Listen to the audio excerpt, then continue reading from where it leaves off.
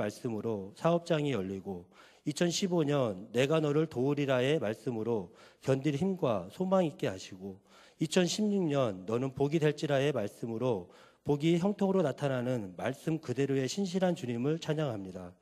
주의 몸된 교회에서 주일 성수하며 봉사하게 되었고 성경을 읽으며 예배드리는 예배자로 세움을 받을 수 있었던 이 모든 것이 예수님의 몸된 교회에서 주혜종 담임 목사님을 통하여 선포되는 하나님의 말씀으로 변화받은 삶이었음을 고백합니다. 하나님을 믿고 있다고 생각했지만 믿지 못했고 예수님의 십자가의 사랑으로 구원받았지만 그 사랑을 알지 못했던 내 자아를 깨닫게 하여 주신 것은 예배와 큐티 그리고 전도로 하나님의 뜻 알아가게 하셨고 주님의 말씀이 내 발의 등이요 내 길의 빛이 되어 예수님을 따라가는 삶으로 인도함 받아 생명의 길에 있을 수 있음에 감사드립니다. 2014년 말씀으로 인도받아 시작된 사업장이 교회 공동체 지체의 많은 도움으로 운영되어지고 있었습니다. 그러나 무리한 투자로 인한 2015년 파산 위기에 당면하게 되었고 예배와 큐티로 말씀으로 이겨내고 있던 중 사무엘하 12장 8절 내 주인의 집을 내게 주고 내 주인의 아내들을 내 품에 두고 이스라엘과 유다 족속을 내게 맡겨놓으리라. 만일 그것이 부족하였을 것 같으면 내가 내게 이것저것 더 주었으리라는 하나님의 선지자 나단을 통하여 다윗에게 하신 말씀이 저에게 하시는 말씀으로 받게 되었고 사업장이 하나님의 뜻과는 상관이 없었고 나의 정욕과 탐심이었음을 깨닫게 되었습니다. 그 자리에서 하나님께 무릎 꿇고 엎드려 죄를 고백하고 용서를 구하는 회개를 하게 되었습니다. 다음 날 급하게 해결되어야 하는 물질이 누님을 통하여 입금된 것을 알게 되었고 주님의 궁휼하심과 사랑하심에 감사의 눈물만 흘렸습니다. 1차적인 문제는 해결되었지만 여전히 부채의 벽은 높기만 합니다. 2015년 1년의 시간은 나의 정욕과 탐심을 깨닫게 하시고 잘라내는 연단의 시간이었음에 감사드립니다.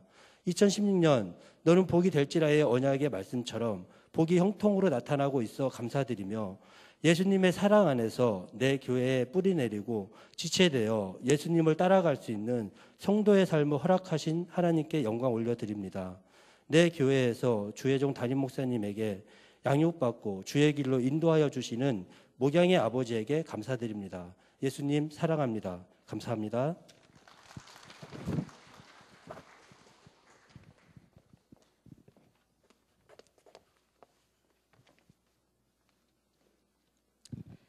두렵고 떨리는 마음으로 이 자리에 섰음을 고백합니다. 아무 자격도 없는 제가 혹시라도 하나님의 영광을 가로채거나 제 자랑이 되지는 않을까 염려되었기 때문입니다.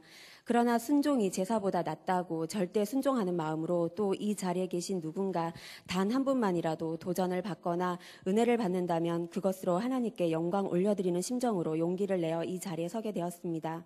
저희 가족이 세중학교에 온 지도 어느새 1년 반 정도 되어갑니다. 그 기간 동안 받은 은혜가 왜 저에게 있어서 특별한지 말씀드리기 위해서는 세중학교에 오기 전 저의 신앙 간증을 짧게 말씀드려야 할 것 같습니다. 창세기 12장 1절 말씀처럼 너는 본토 친척 아버지의 집을 떠나 내가 내게 지시할 땅으로 가라. 아브라함에게 말씀하셨던 것처럼 저희 가족도 대구에서 아무 연고도 없는 머나먼 파주 땅으로 이사를 오게 되었습니다. 그러고 얼마 지나지 않아 제 나이 33살 끝 무렵에 가게 손님으로부터 전도를 받고 도살장에 끌려가는 어린 양같이 마지못해 교회를 다니게 되었습니다. 지금도 큰 외삼촌이 주지 스님으로 계신 불심이 특심이었던 집안에서 자란 제가 교회를 다닌다는 것은 상상도 못 해봤던 일이었습니다. 그런 제가 교회를 나가면서부터 궁금해지기 시작했습니다. 하나님이 정말 계시긴 한 건지, 하나님은 어떤 분이신지 알고 싶어졌습니다. 그래서 성경책을 읽기 시작했습니다. 정말 하나님이 계시다면 내 눈에 보여달라고, 증거를 보여보시라고, 그러면 내가 믿어보겠다고 기도했습니다. 어느 날 금요 심야 예배 시간이었습니다. 말씀이 끝나고 통성으로 기도하는 시간에 하나님이 나에게 찾아오셨습니다. 사람들은 누구나 각자 나름의 상처를 가지고 살아갑니다. 저 역시 그런 사람 중에 하나였습니다. 자라면서 단 한 번도 내가 태어난 것에 감사한 적도 없었고 내가 왜 살아야 하는지 이유도 몰랐습니다. 엄마에게 폭력적이었던 의처증의 아버지를 저주하며 하루빨리 그 지옥 같은 삶에서 벗어나고자 나를 사랑해주는 남편을 만나 도망치듯 일찍 결혼을 했습니다. 그러나 결혼 생활도 내가 꿈꾸던 것처럼 행복하지만은 않았습니다. 가슴이 헛헛했고 채워지지 않아 나는 점점 술을 의지했고 우울증을 앓으며 인터넷 게임에 빠져갔습니다. 그렇게 삶의 의미를 잃어가고 있을 때 하나님은 어느 날 갑자기 우리 가족을 파주로 이사할 마음을 주셨고 작정하신 대로 교회로 부르셔서 그날 밤 금요 심야 예배 때 나를 뜨겁게 만나주셨습니다.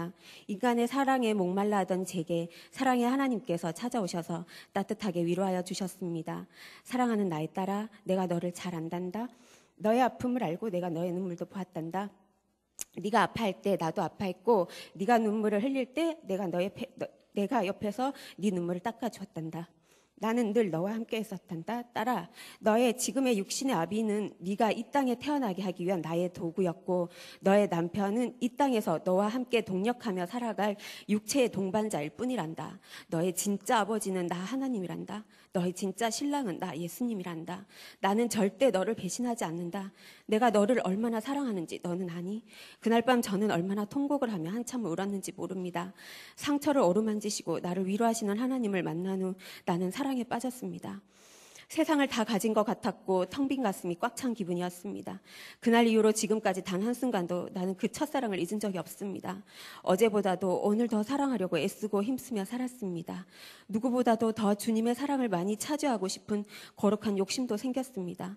하나님과의 아름다운 사랑은 그렇게 시작되었는데 고난은 그때부터 시작이었습니다. 내가 생각했던 교회 생활이 아니었습니다. 교회 공동체 안에서 하나님은 사람 채찍으로 나를 끊임없이 연단하시고 훈련하시고 재련하시고 양육하셨습니다.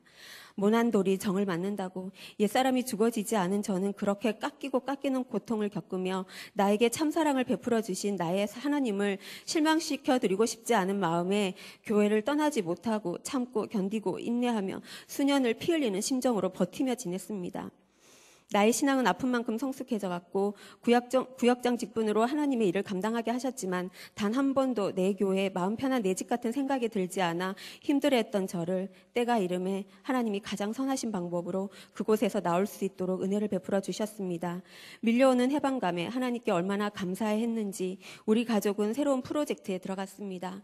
설레는 마음으로 파주에 있는 모든 교회를 당분간만 자유를 누리며 매주 투어해보자 마음을 모았습니다. 그리고 처음 투어를 시작한 곳이 집과 가까운 세중앙교회였습니다. 첫 예배를 회개 열매라는 주제로 말씀을 들었던 것으로 기억합니다. 예배가 끝나고 남편과 아이들 그리고 저는 동일한 생각을 했었던 것 같습니다. 와, 목사님 말씀 좋은데 우리 한 주만 더 와서 들어볼까?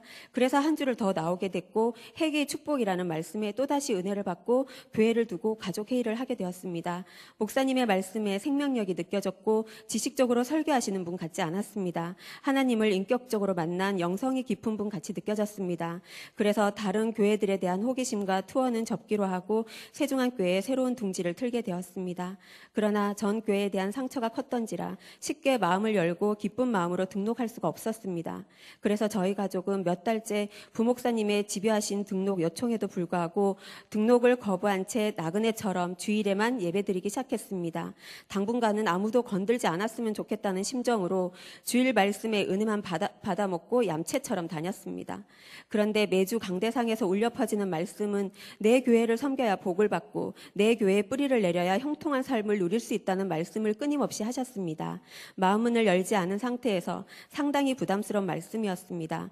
그런데 매주 부담스럽게 듣던 내 교회에 뿌리를 내려야 복을 받을 수 있다는 영적인 의미에 영의 눈이 열렸습니다. 2016년도 하나님이 세중앙교회에 주신 말씀 너는 복이 될지라. 사실 이 말씀은 그전 교회 표어였습니다. 늘상 봐왔던 로고스 말씀에 불과했던 것입니다. 그런데 2016년도 영시 예배 때 강대상에서 선포되어지는 하나님의 말씀은 살았고 운동력이 있어 내 마음을 새롭게 두드리기 시작했습니다.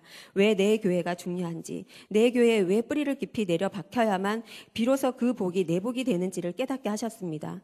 교회를 통해서 일하시는 하나님, 그 교회 주신 복이 내 것이 되기 위해서는 나는 그 교회에 단단히 붙어있는 지체가 되어야만 하고 그 교회에 깊이 뿌리를 내려야만 거룩한 주님의 날에 거룩한 성전에서 거룩한 종을 통해 주시는 모든 말씀이 좋은 터 위에 심겨진 내 마음밭에 고스란히 영양분으로 공급되어지고 저장되어 좋은 열매를 맺는 하나님 나라의 영적 원리를 새롭게 깨닫게 하셨습니다. 단순한 교회 표어로만 여겨졌던 너는 복이 될지라 창세기 12장 2절 말씀이 10년 세월이 흐른 뒤 비로소 세종안교를 통해 나에게 생명의 말씀으로 마음판에 새겨짐을 경험합니다. 하나님은 그렇게 하나하나씩 내 안에서 새로운 일을 행하고 계십니다. 그동안 쉽게 마음문을 열지 않고 셀 예배에도 참석하지 않았던 제가 우리 3단지 주택가 셀 식구들과 예배를 드리게 되면서 마음밭이 예쁜 천사 같은 분들을 만나게 되었습니다. 서로의 나눔을 통해 은혜를 받고 신앙 간증을 통해 도전받고 서로를 중보하며 사랑하고 축복하는 모습과 서로 칭찬의 말, 격려의 말, 긍정의 말, 목사님 말씀대로 그대로 순종하며 사는 셀 지체들의 신앙을 보며 하나님이 저에게 주신 선물이요 상급이라 느껴졌습니다. 내게 은혜를 베풀어 주신 하나님을 기쁘시게 해드리는 자 되기 위해서는 내 교회에서 깊이 뿌리를 내려서 건강하고 아름다운 열매 맺어 하나님께 영광 올려드리는 삶을 살아야겠다 다짐해봅니다. 세종안교회 지체가 되어 날마다 큐티로 믿음이 날로 성장하며 견고히 써나가게 하신 머리 대신 예수님 영원히 사랑하고 또 사랑하며 살겠습니다. 아멘.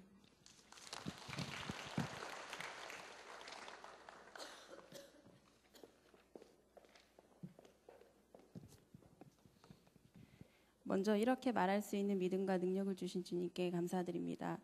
누구나 어릴 적에 한 번쯤은 친구를 따라서 교회에 가보았을 것입니다. 저 또한 그랬습니다. 그 당시 주님을 보고 교회를 나가는 것이 아니라 친구 따라 교회에 나갔습니다. 그러다 청소년기가 되자 내 생각대로 귀찮다고 힘들다고 교회에 나가는 것을 멀리하게 되었습니다. 그러나 주님은 저를 잊지 않으셨습니다. 성인이 되어서도 군대라는 특수한 조직에 들어가서도 교회 문은 활짝 열려 있었고 주님은 저를 부르셨습니다. 하지만 주님의 부르심에 항상 내 생각이 앞섰습니다. 온갖 핑계로 또다시 멀리하게 되었고 주님의 품으로 안길 듯 말 듯 또다시 멀어지고 말았습니다. 하지만 내 생각보다는 주님의 능력이 더 크다는 것을 알게 되었습니다. 나는 내 생각대로 주님을 멀리했지만 크고도 놀라우신 하나님은 어떻게 해서든 내 손을 놓지 않고 사랑으로 저를 안아주셨습니다. 제가 우리 교회에 등록을 한 지는 2년 정도 되었습니다. 그때는 거주지가 1시간 거리인 곳이라 일주일에 한 번씩 온다는 것도 부담이었고 아이가 어려서 사무실에서 예배를 드리면서 목사님 설교 말씀도 제대로 듣지 못했습니다. 집이 멀다는 핑계로 예배 이외의 활동도 없고 가끔씩 어머니를 따라 드리는 셀 예배도 왜 드려야 하는지 몰랐습니다. 그렇게 몸만 왔다 갔다 하는 예배를 드리다 결국 또다시 내 생각이 없었고 잠깐 동안 집 근처에 있는 다른 교회 활동을 했다 또다시 방황하기도 했으나 결국 우리 교회로 다시 돌아오게 되었습니다.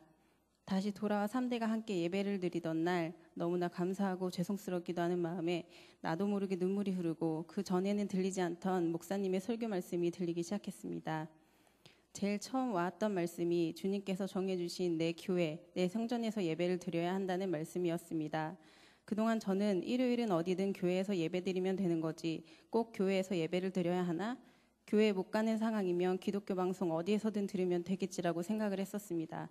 내 생각이 너무나도 잘못된 생각이었다는 것을 담임 목사님을 통해 나에게 이렇게 말씀해 주시는구나. 너무나 감사했습니다. 이렇게 좋은 말씀을 감사함을 나 혼자 느끼기에는 아쉽다라는 생각이 들 찰나에 난생 처음 용기 내어 전도라는 것을 하게 되었습니다. 다시 교회 나간 지 2주도 안 돼서였습니다. 역시 좋은 것은 나눠야 배가 되고 긍정적인 영향력은 더 큰 긍정의 열매를 맺었습니다. 전도 대상자가 매주 기쁜 마음으로 두 자녀와 함께 너무나도 예쁘게 예배를 드리는 모습에 저 또한 감사함과 주님의 몸된 교회의 지체임을 깨닫게 되었습니다. 그 다음에는 셀 예배를 통해 내 교회의 소중함과 더불어 나눔을 통해 배우고 소속감을 느끼게 해주셨습니다. 셀 예배를 왜 하나 했던 나의 생각을 셀원들의 나눔을 통해 셀장님의 말씀을 통해 깨우침을 주신 것입니다. 우리가 혼자서는 세상을 살아갈 수가 없듯이 갈대같이 흔들리는 내 마음으로 나 혼자서는 절대 예배를 드릴 수가 없습니다. 주의 사자 담임 목사님을 통해 생명의 양식을 먹고 셀장님의 영양제를 섭취하며 셀원들과 함께 즐겁게 활동을 할 때에 내가 건강해지고 믿음 또한 흔들리지 않고 성장하게 되는 것입니다.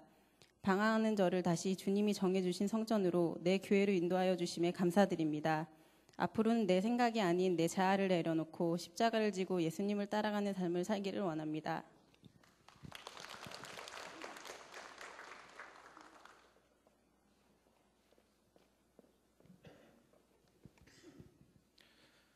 저는 자손 대대로 우상만 섬겨오는 집안에서 태어나 20대 후반의 나이에 동생의 전도를 통해 우리 세종안교회를 만났고 교회 안에서 예수님을 영접했으며 지금까지 쭉 세종안교회에만 섬겨오고 있습니다.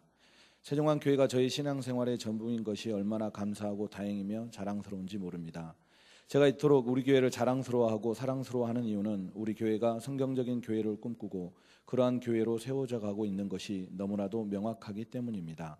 모든 성도들이 매일 성경 통독 큐티로 말씀과 동행하고 평신도 묵양을 통해 온유와 겸손을 배우며 신본주의 공동체를 이루어 서로 교제하는 교회, 하나님께서 이러한 교회의 지체로 나를 택하시고 불러주셨다는 사실이 너무 감사한 것입니다. 저는 특별히 우리 교회가 강조하고 있는 성경 통독 큐티를 통해 받은 은혜를 간증하기 원합니다. 2001년 봄 처음 우리 교회에 등록하고 나서 침례 교인이고 세종왕 성도라면 마땅히 해야 한다는 성경 통독 큐티를 시작했습니다. 강단에서 담임 목사님께서 성경 안 읽는 사람은 진정한 성도가 아니라고까지 하시면서 강조하시고 실제로 매 예배 때마다 약속한 분량을 읽고 있는지 손 들어보라고 점검까지 하셨기에 처음엔 신앙인의 의무감으로 시작을 했습니다.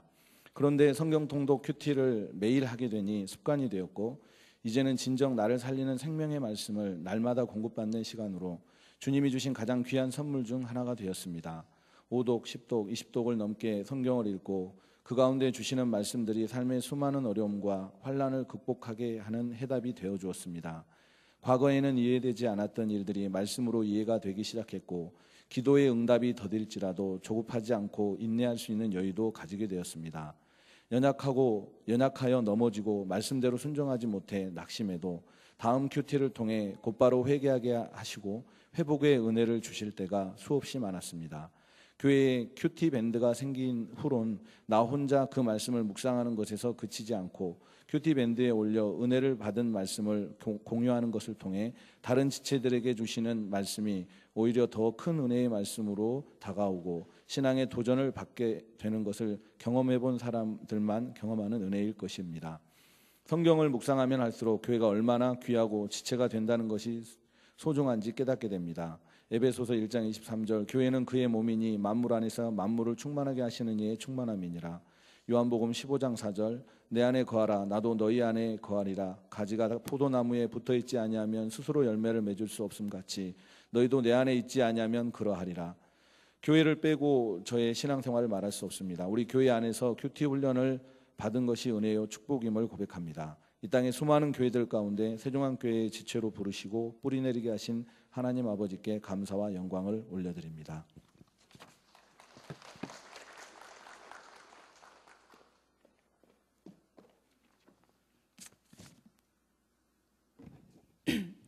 주여 영생의 말씀이 주께 있사오니 제가 어디로 가오리까. 2주 전 셀 예배 광고 중에 셀에서 2명 간증문을 써야 한다는 셀장님 말씀에 쓰는 거라면 한번 해보겠습니다. 앞에 서서 하지 않는구나 속으로 생각하면서 그 이후 고민을 많이 했습니다. 어느 날 친정 엄마가 오셨길래 엄마 간증해 본 적 있어요? 그랬더니 엄마가 육적인 간증은 간증이 아니다. 말씀대로 사는 삶이 자연스럽게 간증이 되는 거지. 바울이나 베드로, 아브라함처럼. 고린도전서 2장 2절 그리스도와 그가 십자가에 못 박히신 것 외에는 아무것도 알지 아니하기로 작정하였음이라 고백하는 바울 사도의 말씀이 생각나고 있었습니다. 저는 모태신앙입니다. 저의 엄마도 모태신앙, 외할머니 모두 모태신앙입니다. 담임 목사님께서 어느 날 설교 중에 모태신앙이 더 못한다고 말씀하실 때 제 얘기 같아서 부끄러웠던 기억이 납니다. 초중 시절 친정아빠는 목동의 등촌교회 부목사로 사역하셨습니다.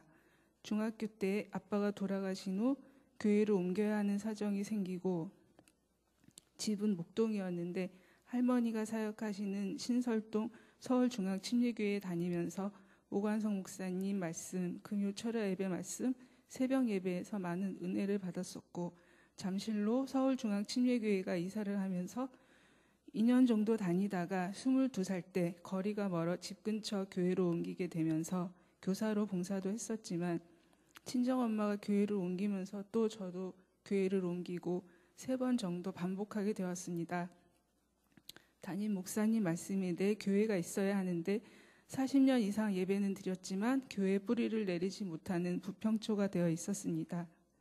2010년 둘째 율찬이를 낳고 산후 우울증 남편의 사업 실패로 이혼을 생각하고 있을 때 우연히 도서관에서 세중앙 침례교회 주보 속의 사진 속의 목사님, 어릴 적 교회 오빠라고 불렀던 오성태 목사님을 다시 만나면서 가족과 함께 교회에 가야지 하는 마음이 되었고, 율찬이도 세중앙 영어 선교원에 보내기 위해 팔단지로 이사도 결심하게 되었습니다.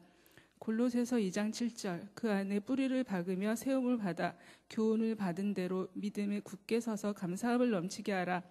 원망, 미흡, 용서하지 못하는 저의 마음에 감사가 더 많아지게 되었고, 히브리서 4장 12절, 하나님의 말씀은 살아있고 활력이 있어 좌우의 날선 어떤 검보다 예리하여 혼과 영과 및 관절과 골수를 찔러 쪼개기까지 하며, 살아있는 말씀이 나의 단단한 마음을 쪼개는 경험을 하면서 많은 눈물을 흘렸습니다. 요한복음 6장 53절, 내가 진실로 너희에게 이르노니 인자의 살을 먹지 아니하고 인자의 피를 마시지 아니하면 너희 속에 생명이 없느니라. 저도 말씀을 먹고 소화해서 내 자아는 죽고 생명이 있는 자로 살기 원하게 되었습니다. 빌립보서 2장 13절, 너희 안에서 행하시는 이는 하나님이시니 자기의 기쁘신 뜻을 위하여 너희에게 소원을 두고 행하게 하시나니, 내 안에서 행하시는 하나님이 나에게 소원을 두고 계시다고 말씀하십니다. 연약한 나에게 소원을 두신 하나님, 내 자아는 죽고 하나님만 행하시길 기도하게 되었습니다. 그리고 기독교 방송을 통해 셀 교회를 알기는 했지만 직접 셀 교회 셀 예배는 처음이었습니다. 예전 금옥 구역 예배와 비슷한 예배라고 생각했고, 처음에는 낯을 많이 가리는 성격이라 쉽게 적응이 되지 않았지만 서정원 집사님, 김수진 사모님, 유필주 집사님 외 많은 셀장님들과 지금 셀에서 늘 권면해 주시는 송경아 집사님, 이정혜 집사님, 이은경 집사님의 많은 식구들과 또한 박미경 셀장님의 많은 기도와 수고를 보며 아래 말씀을 묵상하게 되었습니다. 빌립보서 2장 16절 말씀, 생명의 말씀을 밝혀 나의 다름질이 헛되지 아니하고 수고도 헛되지 아니하므로 그리스도의 날에 내가 자랑할 것이 있게 하려 함이라. 셀 교회를 통해 말씀 복습하고 셀원들과 나눔을 하며 그리스도 예수 안에서 함께 지어져 가야 함을 배웁니다. 서로를 세워가야 함을 배웁니다. 에베소 2장 22절, 너희도 성령 안에서 하나님의 거하실 처소가 되기 위하여 그리스도 예수 안에서 함께 지어져 가느니라. 귀에 못이 박히도록 듣는 가장 성경적 교회 예배에 생명을 걸고 믿음으로 나아가는 길, 신본주의 공동체인데 교회에 말하고 싶습니다. 주여, 영생의 말씀이 여기 있사오니 내가 누구에게로 가오리까. 아멘.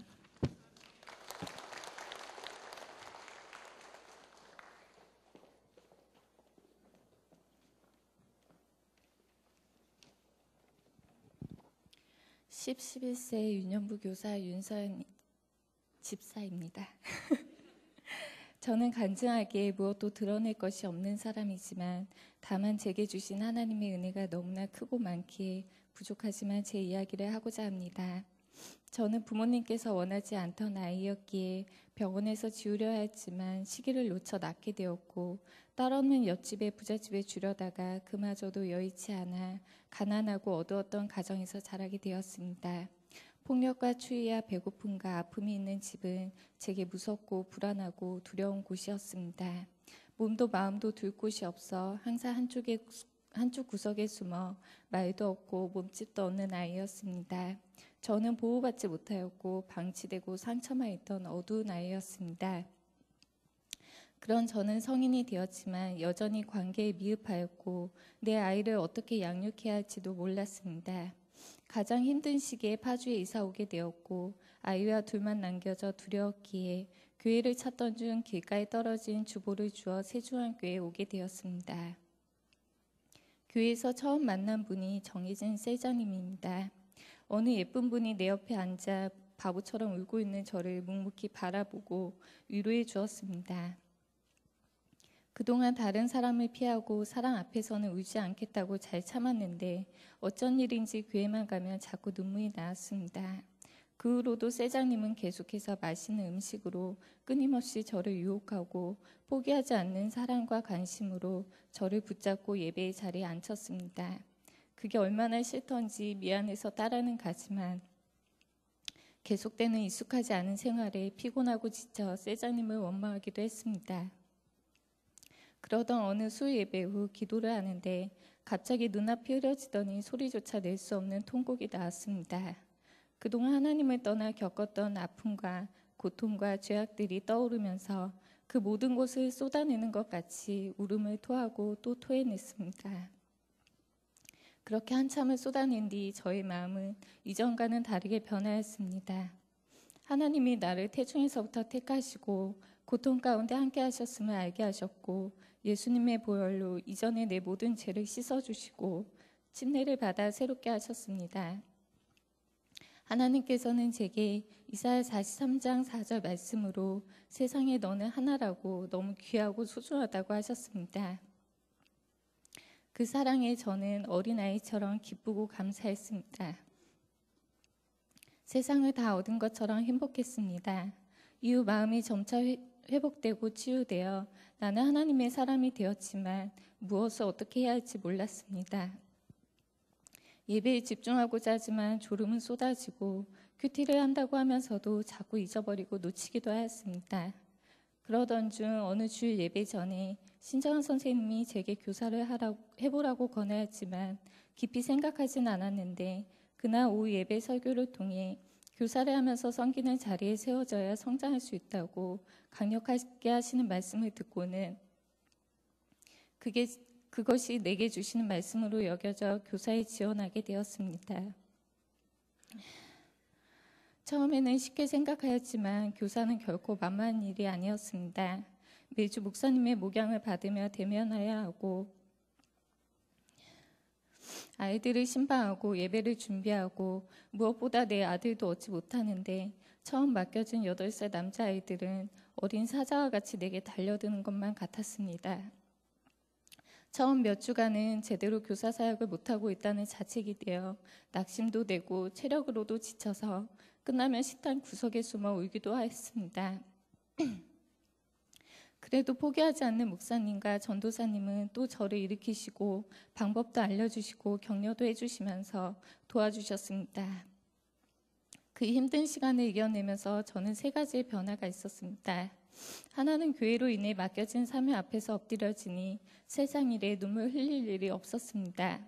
2번째는 목사님께 받는 목양으로 예배와 순종이 훈련되고 성경으로 가르침을 받아 무엇이 옳고 그른지를 분별할 수 있게 되었습니다. 3번째는 제가 겪은 아픔과 고통의 경험으로 내게 맡겨진 아이들의 상처와 아픔을 깊이 이해하고 바라볼 수 있어 아이들을 더욱 사랑할 수 있게 되었습니다. 이 모든 것은 하나님의 은혜로 내 교회를 통해 목사님과 세장님을 만나게 하시고 사랑으로 저를 끝까지 붙들고 양육하여 가능했습니다. 교회에서의 1년의 시간 동안 저는 얼굴이 밝아졌고 말도 많아졌으며 사람들과 함께 나누는 사람이 되었습니다. 저는 이곳에서 새로 태어나서 사랑받는 귀한 아이로 대접받으며 자라고 성장하고 있습니다.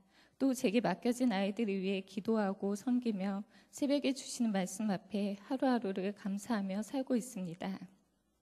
얼마 전 뉴스를 통해 부모의 학대로 죽은 아이를 보면서 내가 그 아이처럼 될 수 있었고 내 아이가 그 아이처럼 될 수 있었다는 것을 깨달았습니다.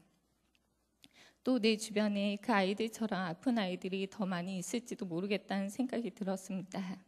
아이들은 누구나 사랑받고 보호받고 귀하게 자라나야 합니다. 그리고 아이를 지으신 하나님의 말씀을 따라 바르게 양육해야 합니다. 그것이 하나님이 우리에게 주신 사명입니다. 우리 교회는 교회학교에 매주 등록하는 아이들이 많아 계속 부흥하고 있고 교사도 더 많이 세워지고 있습니다.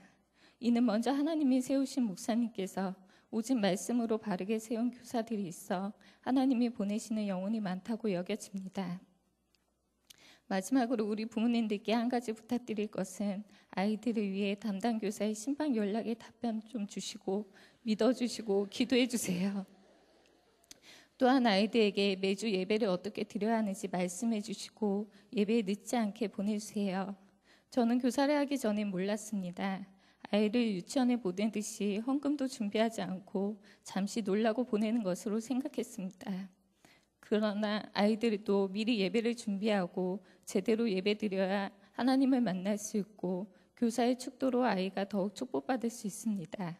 그것이 아이가 살아갈 험한 세상에서 고난과 고통에도 쓰러지지 않고 말씀으로 이기고 살아갈 수 있는 방법을 배우게 된다는 것을 알게 되었습니다. 작은 것이 큰 믿음이 되어 우리 아이를 살릴 수 있습니다. 어제 누군가 수요예배 다녀오는 제 아이 준혁이에게 너는 교회 왜 가니? 라며 물었습니다. 그러자 준혁이가 예배 드리려고, 하나님 만나려고, 하나님이 날 지켜주시니까 라고 말하였습니다. 이것이 제 간증이며 감사입니다.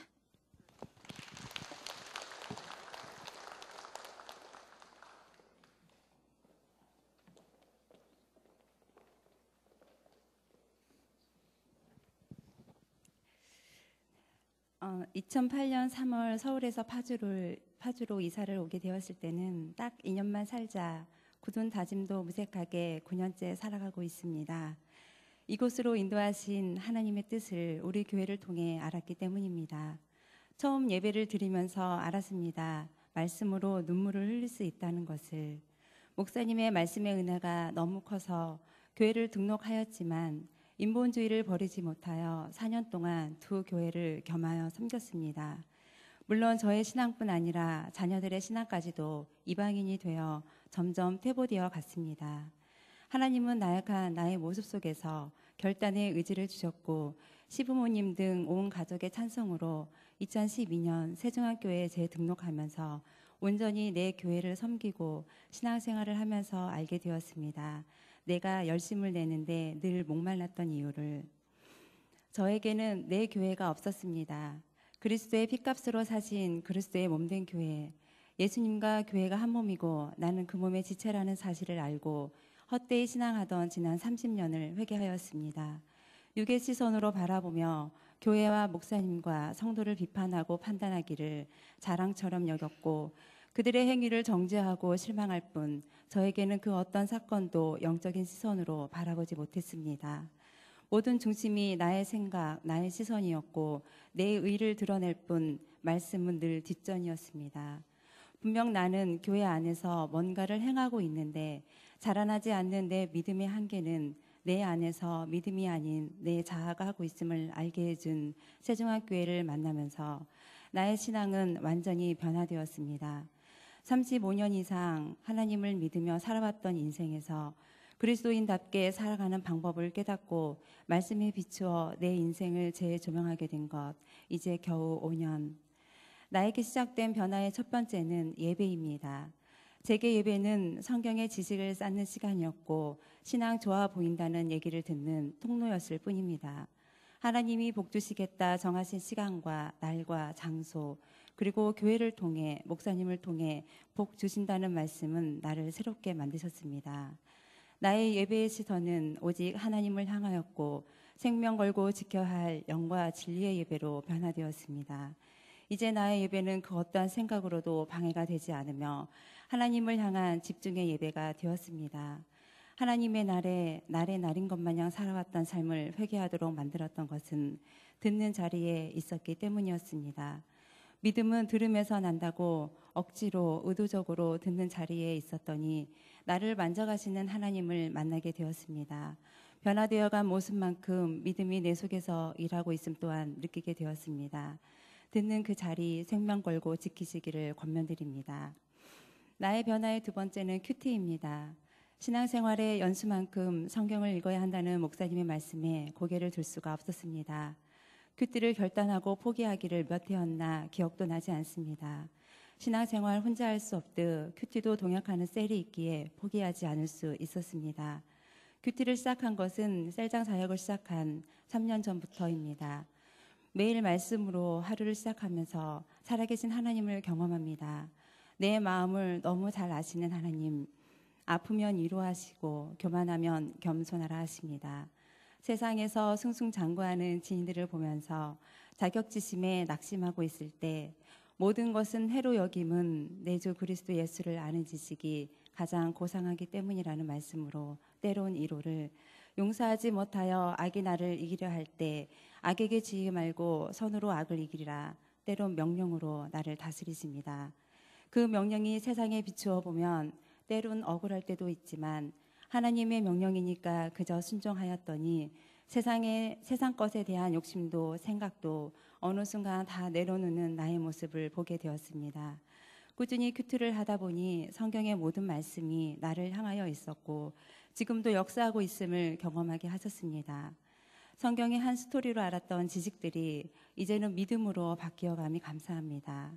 나에게 큐트는 누구의 명령도 아닌 직책으로 인한 본을 보이기 위한 것도 아닌 청지기로 살기를 고백한 종이 하나님의 명령을 기다리는 기대와 설렘의 시간이 되었습니다.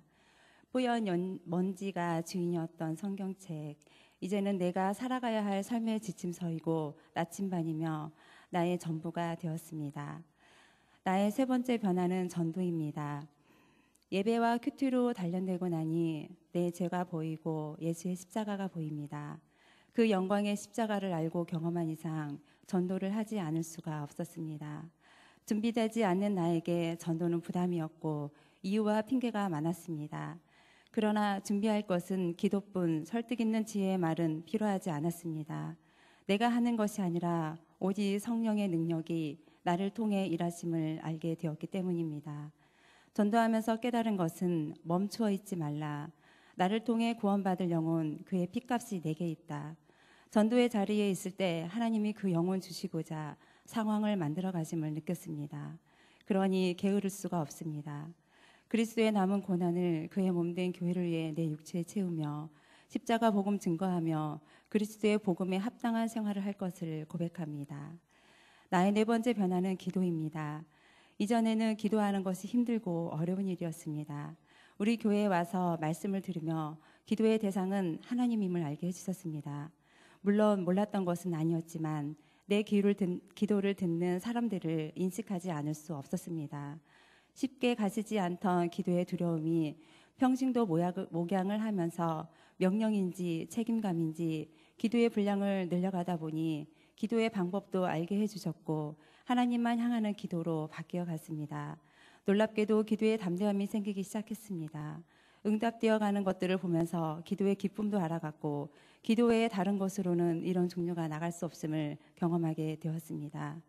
통곡하며 부르짖고 믿음을 선포하고 응답을 기대하며 간절함과 절박함으로 나의 한계를 뛰어넘는 기도로 때론 더딜지라도 낙심하지 않고 하나님의 분량만큼 기도하기를 애쓰다 보니 나의 기도의 분량도 기도의 질도 조금씩 변화되어 갔습니다. 내가 답을 정하고 요구하는 기도가 아닌 하나님을 묵상하고 하나님의 뜻을 묻는 기도로 변화됨이 제겐 너무 큰 은혜이고 복입니다. 간증을 마무리 짓습니다. 저는 다니던 교회에서 평생 내 교회를 만났습니다. 오직 말씀 중심의 영광스러운 교회, 신본주의 믿음의 공동체, 우리 교회 고맙고 감사합니다. 오직 말씀으로 교훈과 훈계를 받았기에 변화될 수 있었고 성경을 바르게 알고 신앙의 길로 인도하신 것은 교회를 통해 나를 부르신 하나님의 은혜였습니다. 나를 부인하고 부르심에 견고히 세워가겠습니다. 성령 받고 변화된 것은 내가 할 수 있는 것이 없다는 것입니다.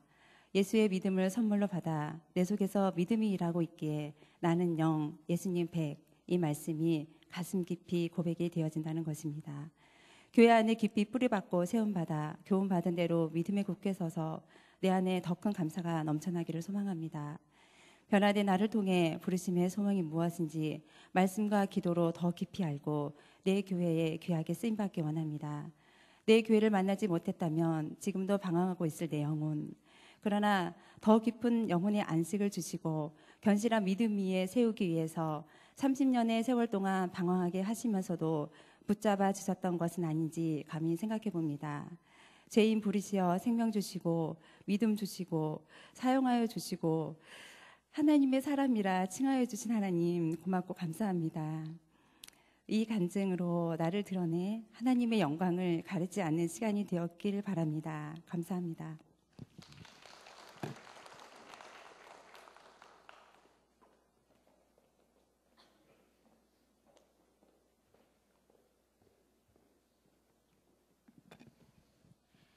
오베데돔 기간을 포함해 제가 교회에 등록한 9월부터 1월까지 저의 작은 간증을 나눌까 합니다. 몇 년 전 세중앙교회 홈피에 들어갔다 우연히 설교 말씀을 듣게 되었는데 그날 은혜 많이 받았어요 하는 정도가 아니라 완전히 돌이켜 점검하고 자유하게 하시는 말씀을 만난 놀라운 일이 있었습니다. 주님, 가까운 곳에 이렇게 좋은 교회가 있는데 가까운 교회로 옮기면 안 될까요? 하나님은 응답하지 않으셨습니다. 알겠어요, 주님. 가지 말라고 하시면 안 갈게요. 그러나 예스 오너 그것만 알게 해주세요. 역시나 응답하지 않으셨습니다. 결국 주님 제 의지로 교회를 옮기지는 않겠습니다. 자연스럽게 옮겨주실 때가 있겠지요. 제가 그때를 기다리겠습니다. 이렇게 저의 기도가 바뀌었고 그렇게 세중앙교회를 품은 지 7년째인 2015년 초 하나님은 두 번의 꿈을 통해 올해 교회를 옮기게 될 것을 보여주셨습니다. 평소 나서서 일을 맡는 성격은 아니지만 한 번 맡은 일엔 빠짐없이 해야 하는 성격인지라 당연히 15년 말까지 딱 마무리하고 16년 1월 1일부로 교회를 옮기는 것이 맞겠지 했습니다. 그런데 9월이 시작될 무렵 이상하게 지금 빨리 가야 된다. 이제 지체하면 낭비의 시간이 될 것이다. 자꾸 다급한 마음이 들었습니다. 성령님 주시는 사인인지 아닌지 분간이 안 되고 기도를 했으나 정확한 응답은 없고 다급한 마음엔 변함이 없었습니다. 남편과 언니에게 얘기를 해봐도 지금 가라는 말이었습니다. 그래 지금 가자. 섬기던 담임 목사님께 인사를 드리고 그렇게 30년 만에 교회를 옮겨 세중앙교회로 오게 되었습니다. 세중앙에 첫 예배를 드리는 날, 그날이 나팔절의 시작이라고 하셨습니다. 그동안 별 의미 없이 구약의 절기쯤으로만 생각했던 나팔절, 대속죄일, 초막절의 영적 의미를 설명하시는데 아, 나에게 이 절기를 보내게 하시려고 이때 보내셨구나. 세밀하신 하나님의 타이밍에 쏟아지는 감사의 눈물을 억지로 참으며 그렇게 첫 예배를 드렸습니다. 예배 후 등록을 하자 상냥한 셀장님의 셀예배 초청이 이어졌고 셀예배 참석은 큐티밴드 가입으로 이어졌습니다. 아침에 일어나기도 전에 울리는 밴드 알림음은 저에게 충격이었습니다. 와, 이곳의 성도들은 이렇게 부지런하게 큐티하고 있구나. 제 자신 부끄럽기도 하고 도전이 되기도 하여 나도 내일부터 아침 큐티를 하겠다 작정하게 되었습니다. 평소 집중이 잘 된다는 이유로 밤에 성경을 읽고 필 받는 날은 몇십 장씩 바쁜 날은 한 장도 읽지 않는 제멋대로 성경 읽기를 하던 저였는데 그 습관을 바꾸게 되었습니다. 매일 큐티 훈련에 함께 따라가던 중 놀라운 일이 생겼습니다. 몇 년 전부터 성경을 읽을 때마다 평생에 붙들 말씀 보여주시기를 간구하고 있었는데 바로 그날을 만난 것입니다. 성경에 이 말씀이 있었나 싶을 정도로 한 번도 주목하지 않았던 말씀, 고린도후서 5장 15절. 그 말씀을 읽는 순간 온몸이 전율하며 쏟아지는 눈물에 먼지머리를 주체할 수 없는 감정들이 쏟아졌습니다. 그리고 자연스럽게 내 안에서 고백이 튀어나왔습니다. 이런 나라도 괜찮으시다면 주님 나를 드립니다. 내 평생에 단 한 번도 드리지 못한 고백. 나를 외딴 산간 오지로 보내실까 두려워 풀무불에 던져 새롭게 빚으실까 두려워 단 한 번도 드리지 못했던 고백. 그 고백이 내 안에서 터져나오며 그 한마디 드리지 못해 내 옆에서 너무 오래 기다리신 주님께 죄송하여 울고 또 울었습니다. 그 후로 놀라운 일은 또 일어났습니다. 부목사님의 4주간 전도 세미나가 있었던 첫 예배 시간. 평소에 네, 전도해야 하는 건 알아요. 그런데 너무 어렵고 힘들어요. 라는 딱딱한 나의 생각을 부수고 부드러운 마음을 저에게 주신 겁니다. 정말 전도에 대한 설교 말씀 수도 없이 들었지만 전도 어렵지 않겠어. 복음의 능력이 일하는 거라면 나도 할 수 있겠는걸. 해야만 하는 무거운 의무감에서 할 수 있다는 이런 자유한 마음을 주신 것은 부끄럽지만 이날이 처음이었습니다. 그리고 저의 마음을 만지신 하나님께서 자녀의 마음도 만지셔서 기도하고 있던 부분에 대한 응답을 자녀의 입을 통해 듣게 하시는 기쁨도 함께 주셨습니다. 그렇게 은혜를 받던 전도 세미나 마지막 예배날 머리는 깨질 듯이 아프고 속은 금방 토할 듯이 울렁거리며 예배 시간 내내 참을 수 없는 고통이 시작되었습니다. 설교 말씀은 한마디도 귀에 안 들어오고 빨리 집에 가서 누워야겠다는 생각뿐이었는데 설교가 끝나고 기도 시간 전 목사님께서 전도 세미나 마지막 날이니 오늘은 전도자로 살 것을 헌신하는 기도를 하세요. 그 한마디가 제 귀에 들렸습니다. 주님, 저도 이제는 전도자로 살겠습니다. 그 한마디 기도하고 집에 와 쓰러져 버렸습니다. 그 후 셀장님은 오베데돔 기간 중 저를 전도팀으로 초청하셨고 세중앙교회 드린 것 없으니 교회 청소라도 해야지 생각하고 있었더니 역시나 부셀장님으로부터 식당 청소팀으로의 초청이 있었습니다. 아무에게도 말한 적 없었지만 하나님은 나의 외마디 기도도 들으셨고 내가 품은 생각도 보았다고 지체들을 통하여 응답하심이었습니다. 다른 이에게 끼친 선한 영향도 아니고 눈에 보이게 드러나 만져지는 결과물도 아닌 은밀한 나의 고백과 개인적인 하나님과의 교제가 전부인 나만의 오베데돔 과정이지만 이 모든 것 예배를 통하여 이루신 점, 공동체를 통하여 응답하심이 저에겐 진정한 예배 회복을 경험하게 하심이라 여겨집니다. 나를 지키시려고 예배를 세워주시고 나를 자라게 하시려고 건강한 공동체와 해야 할 일들 주심이 너무나 감사합니다. 저도 받기만 하던 은혜에서 이제는 은혜를 끼치고 나누는 자 되기 위하여 애쓰고 또 애쓰겠습니다. 감사합니다. 사랑합니다. 축복합니다.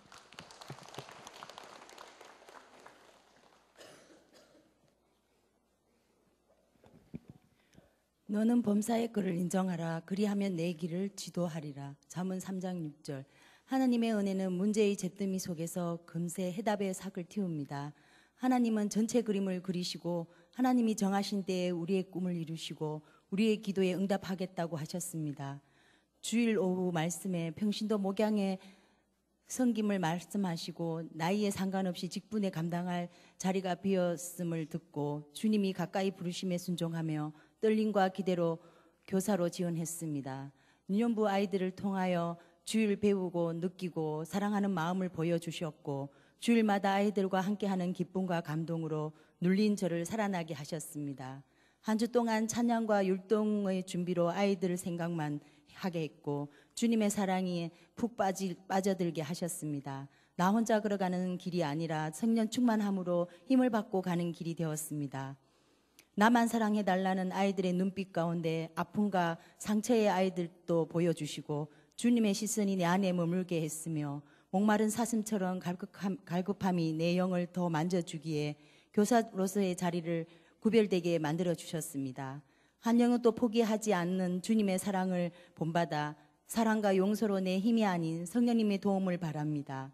온유와 겸손을 배워 내 본성을 거슬러 예수님의 성품을 배우는 목회자의 심정으로 전도하며 섬기며 하느님 나라를 이루는 본이 되는 삶을 교사 목양에서 몸으로 익힙니다. 어린 시절부터 성경적 교회에서 성경책과 기도로 씨름한 아이는 이 세상 어떤 어려움이 와도 견디어낼 것입니다. 성령님, 제가 아이들을 못 데리고 와도 유년부 친구의 입술을 통해서 오게 해주세요. 전도로 간절하게 성령님의 도우심을 바랄 때 전도의 열매를 아버지의 방법으로 보여주셨습니다. 아버지께서 하셨군요. 감사와 감동으로 함께함을 봅니다. 불러주신 아이들 너무나 소중하기에 잘 섬기며 요셉처럼 꿈꾸는 하나님의 백성으로 자라나길 기도합니다. 우리의 자녀가 성령이 이끄시는 자녀가 되어서 권능을 받고 거룩한 인격의 사람으로 변화되기를 기도합니다. 교사로서 목양함으로써 예배를 생명으로 집중하게 되었으며 매일 아침 첫 시간을 주님 만나고 큐티함으로 하나님 말씀이 다이아몬드 보석처럼 소중하게 다가왔습니다. 그 말씀 가운데 나의 죄를 보게 하시고 성경 말씀대로의 삶이 내 생활에 생명수 같이 해주셨습니다. 매주 토요일 교사 회의를 통해 주님이 맡겨주신 한 영혼의 소중함을 알게 하시고 은혜 나눔과 말씀의 공급을 통해 내 영을 성숙되게 합니다. 교사의 자리는 나를 변화시키고 담대히 감당할 힘을 주시기에 받아들여지고 말씀과 기도로 힘써 지켜 끝까지 인내함으로 평생 교사로서의 주님 제자의 길을 걸어갑니다. 세중앙교회 공동체에서 주님의 역사하심을 알기에 교회로 통해 복받고 사명자로 살며 복의 근원 되게 하소서. 작은 별을 보고 감사하면 달빛이 비치고 달빛 보고 감사하면 햇빛이 비치고 햇빛 보고 감사하면 햇빛보다 7배 더 밝은 하늘의 빛으로 감사하게 됩니다. 간증으로 감사드립니다. 평생 교사, 평생 내 교회에서 뿌리 내리고 하나님이 인정하는 교사가 되기 위해 날마다 거듭나길 성령님께 기도합니다. 유년부 공동체 가운데 역사하는 주님을 기대하며 수고하시는 교사님과 유년부 모두 사랑합니다.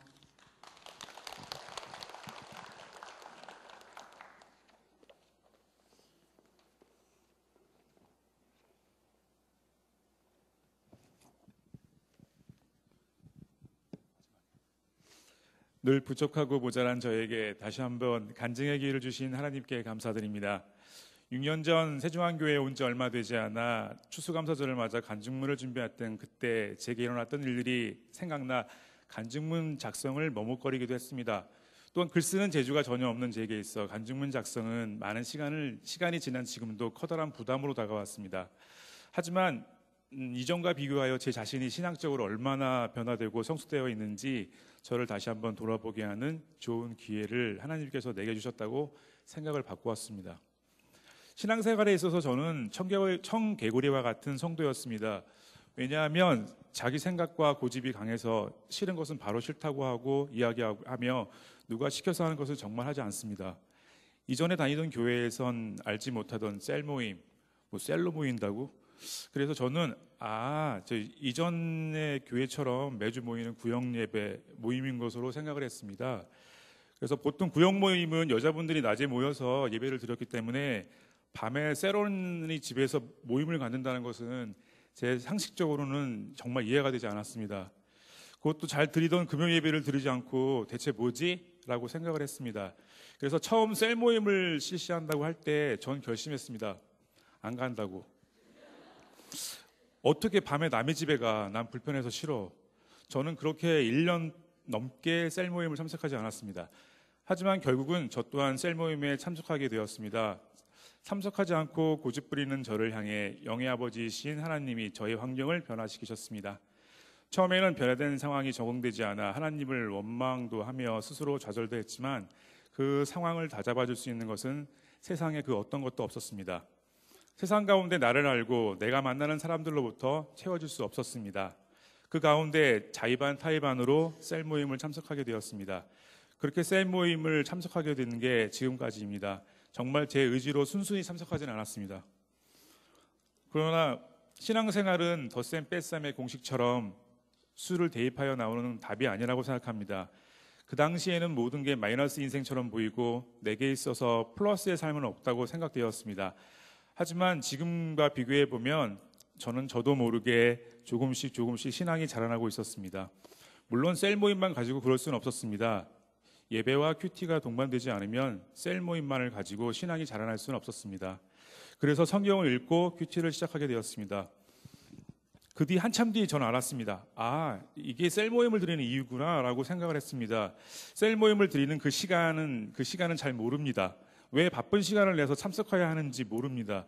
무슨 필요가 있는지 저 또한 그렇게 생각했습니다. 그래서 저는 가끔 한국에 없을 때 이번에는 셀 모임에 참석하지 않아도 된다고 생각하곤 했습니다. 하지만 제 생각은 커다란 오산이었습니다. 예전에 핸드폰 카피처럼 셀 모임은 때와 장소를 가리지 않았습니다. 셀 모임이 있는 금요일 한국 시간 8시 30분쯤 되면 셀장님으로부터 카카오 보이스톡이 옵니다. 전 그 전에 그 보이스톡을 받으면서 참 대단하다라고 생각을 했습니다. 또 한편으론 멀리 떨어져 있는 내게 있어 한국에는 없지만 마치 셀 모임이 있는 것처럼 나를 대해준 셀원들이 고맙고 감사했습니다. 셀 모임 통해서 하나님이 우리에게 원하시는 것이 이런 것이 아닐까라고 생각했습니다. 셀을 통해서 셀원을 아껴주고 사랑해주는 셀 모임, 이를 통해서 우리를 향한 하나님의 사랑을 서로 나누는 것이라고 생각했습니다. 셀 모임을 통해서 조금씩 신앙이 성숙되고 커가고 있음은 지금은 당장 모릅니다. 내 상황이 지금과 다른 상황이 될 때 반드시 깨닫게 됩니다. 세상 가운데서 답을 찾지 않고 하나님께 답을 찾고자 하는 모습으로 변화시켜 주신 하나님께 감사드립니다.